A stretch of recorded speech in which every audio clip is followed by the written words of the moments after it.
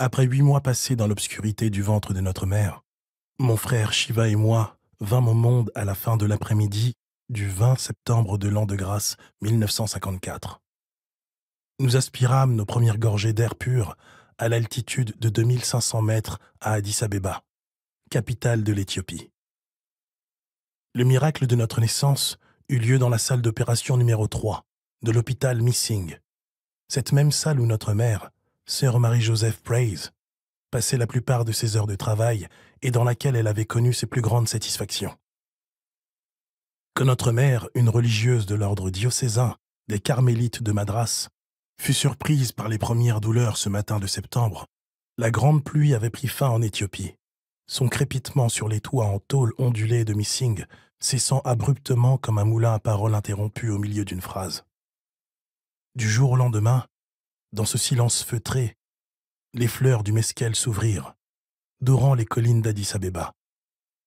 Dans les prés entourant l'hôpital, la sauge gagna sa bataille sur la boue, et un tapis coloré s'étendait maintenant jusqu'au pavé du seuil du bâtiment, apportant la promesse de quelque chose de plus substantiel que le criquet, le croquet ou le volant.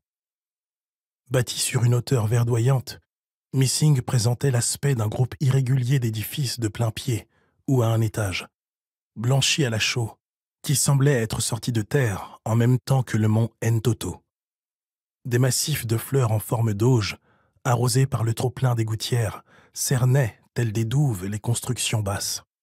Les roses de l'infirmière en chef Hearst avaient pris d'assaut les murs, leurs fleurs écarlates encadrant chaque fenêtre et montant jusqu'au toit. Ce sol riche en terreau était si fertile que l'infirmière en chef, sage et prudente directrice de l'hôpital, nous enjoignait de ne pas nous aventurer pieds nus, de crainte qu'il ne nous pousse de nouveaux orteils. 5 allées bordées de buissons à hauteur d'épaule partaient des bâtiments principaux, comme les rayons d'une roue menant à 5 bungalows au toit de chaume pratiquement enfouis sous les taillis, des haies, des eucalyptus sauvages et des pins.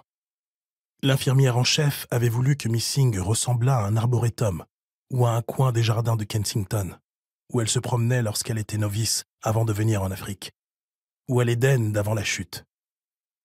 Missing s'appelait en réalité l'hôpital de la mission, un mot que les Éthiopiens prononçaient avec un sifflement qui le rapprochait de Missing. Un fonctionnaire du ministère de la Santé, frais et moulu du lycée, avait dictalographié sur le formulaire « Hôpital Missing », qui était pour lui une orthographe phonétiquement correcte. Un journaliste de l'Ethiopian Herald avait perpétué la faute. Quand l'infirmière en chef Hearst était allé voir le fonctionnaire au ministère afin de la faire corriger, il avait produit le document original. « Voyez vous-même, madame, quoderat demonstrandum, c'est Missing », avait-il déclaré, comme s'il avait prouvé le théorème de Pythagore, la position centrale du Soleil dans le système solaire, la rotondité de la Terre et la place précise que l'hôpital y occupait. Ainsi donc, Missing serait toujours Missing.